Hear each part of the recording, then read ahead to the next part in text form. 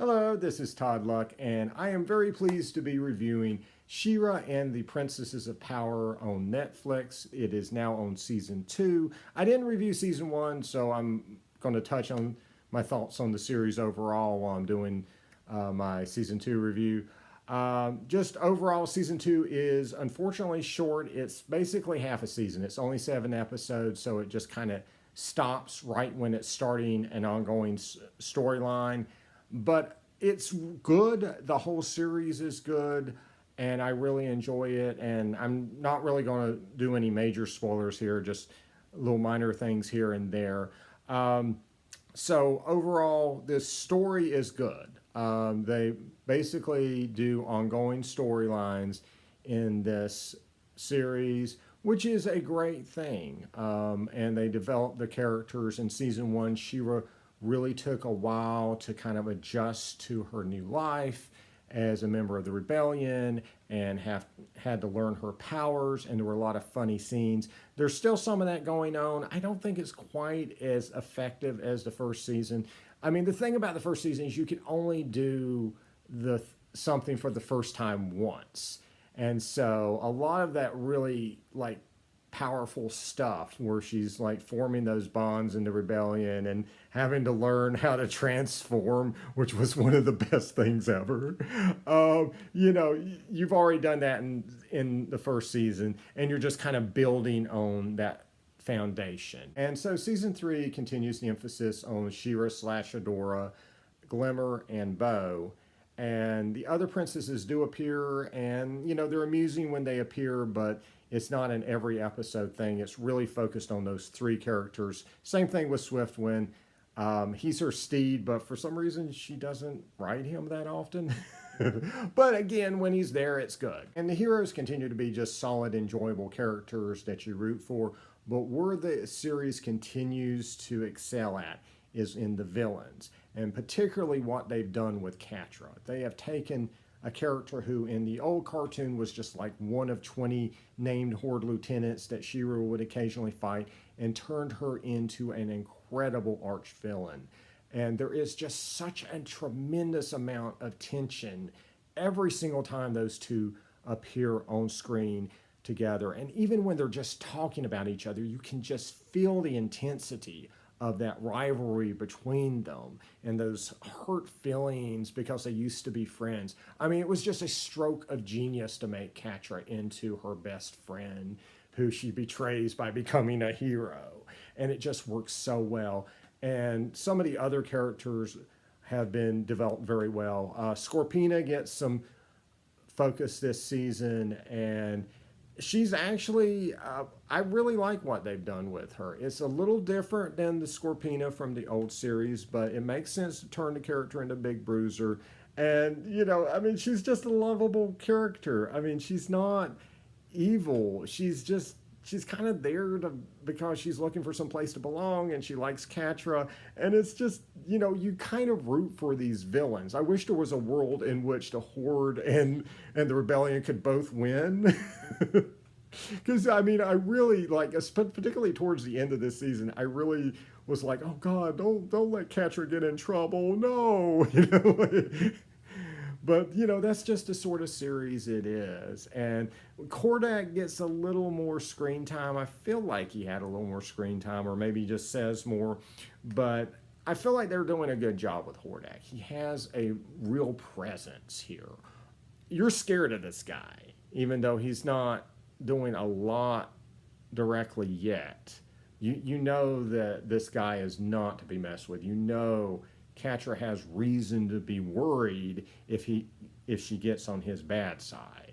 And I love his design too. What they did with Hordak's design and his armor looks really cool. I hope we get a figure. I'm a huge Hordak fan, as you can see. Love the evil Horde, the bureaucracy of evil. Now, that being said, we don't get to see a whole lot of the bureaucracy of evil. There's nothing added as far as characters in this season. There's no new princesses introduced. There's no new Horde members introduced. But it's a very short season. This basically feels like half a season. It's just 7 episodes, so hopefully we'll be getting more. I think there's kind of a hint that maybe there's a wider Horde empire like in the old cartoon, and I kind of have a theory he might open up a portal and some of the old Horde members might pop out, which would be really cool. Or maybe we just haven't met them yet. I'm waiting on Modulok and Montana and Leech and all those old guys.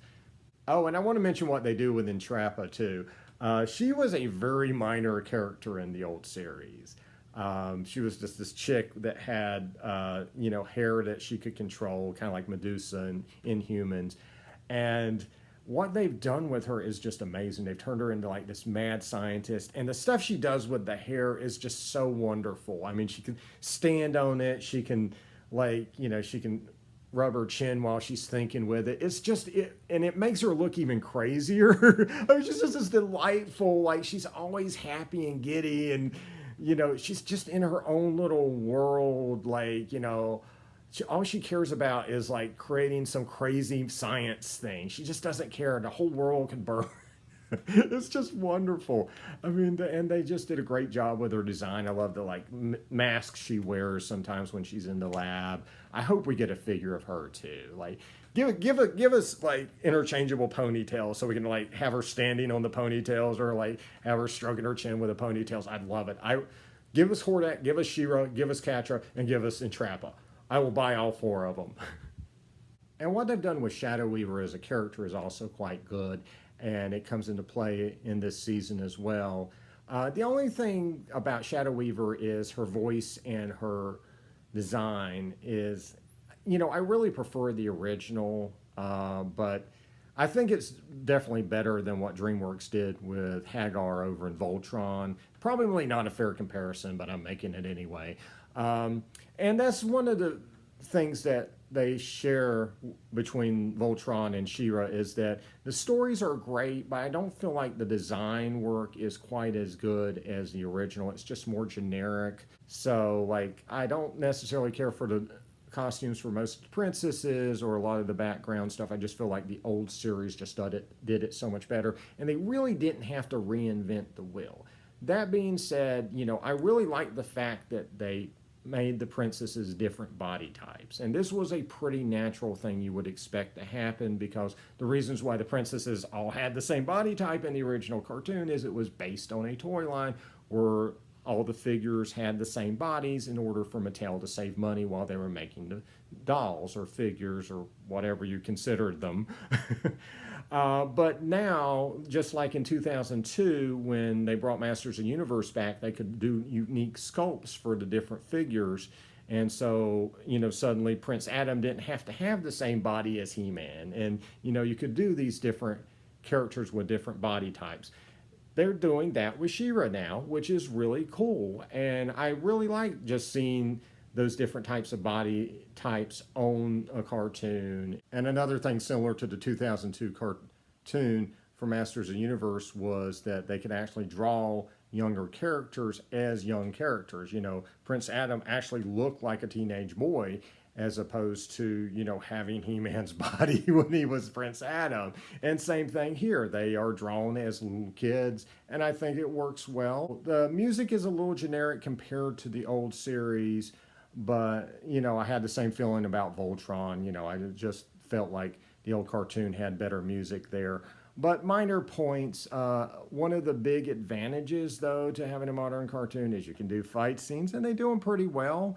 And especially the Catra stuff. I feel like they really excel when they have She-Ra and Catra go at it, each other. The old cartoon, unfortunately, had to use a lot of stock footage. They would, loop the same animations over and over and reuse them over and over again.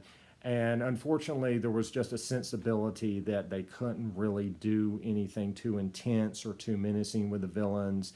And so a lot of the action was just, they couldn't hit the villain, or they couldn't hurt them, or it was a lot of slapstick, a lot of throwing them around and stuff like that. So it's really cool to finally see a She-Ra cartoon where She-Ra can kick some butt.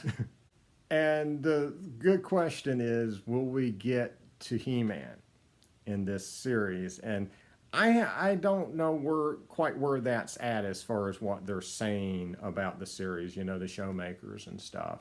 I mean, they are definitely setting up the same origin.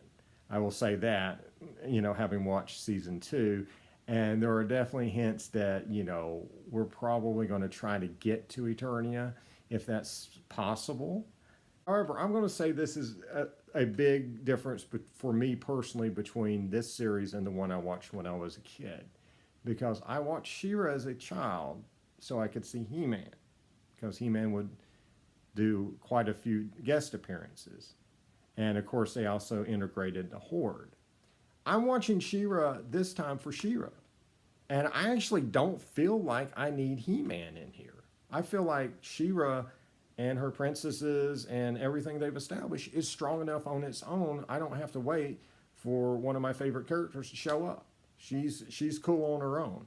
If they want to throw He-Man in there and they can think of a good way to do it, cool. I sort of would like to see him just have his own cartoon independent of this, because Masters of the Universe is modeled after, Frank Frazetta style Conan stuff, and I don't know if that's really going to mesh well with the style that they're creating here. But if they can think of a way to make it work, I mean, that could be awesome. And obviously, He-Man has different interpretations. They try to do a little more sci-fi version of him in New Adventures. That didn't go over well. But again, if he's a supporting character in here, it's not, not as much would be riding on it. And again, you would probably expect him to have his own version come out in another form anyway, especially since there's supposed to be a live action movie that's going to happen, that's allegedly starting to shoot soon if it hasn't already, though they've been saying that for about 30 years now. I will believe that live action He-Man movie when I see the trailer and hear the release date. That is the only time. You're not breaking my heart anymore on that movie. Regardless of what happens with the live action He-Man movie, we have She-Ra, and it is wonderful, and I highly recommend it if you are interested in fantasy action, women kicking butt, the old cartoon, Masters of the Universe, having a good time, enjoying life. Just give it a try. It's a great series. And so that's it. Like and subscribe for more videos, and until next time, good journey.